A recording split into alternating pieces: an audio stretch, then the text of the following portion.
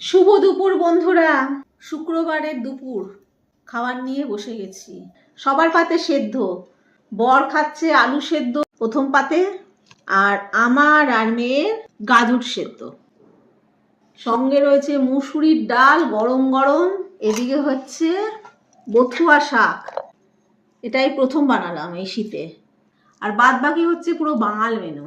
এই যে শুটকি বাটা, যেটা আমাদের বাড়িতে খুব প্রিয়, বাবা আর মেয়ের শুটকি বাটা। আর আমার বাটার থেকে বেশি তরকারি প্রিয়, তো আমি কাচকে শুটকির তরকারি বানিয়েছি নিজের জন্য।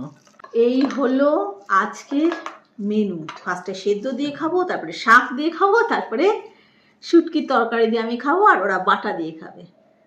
একটু অন্যরকম। যারা শুটকি পছন্দ করো তাদের তো ভালো লাগবেই, আর যারা পছন্দ করে না তারা বলে তো যাই হোক, আমরা পছন্দ করি তাই আমরা খাওয়া শুরু করব।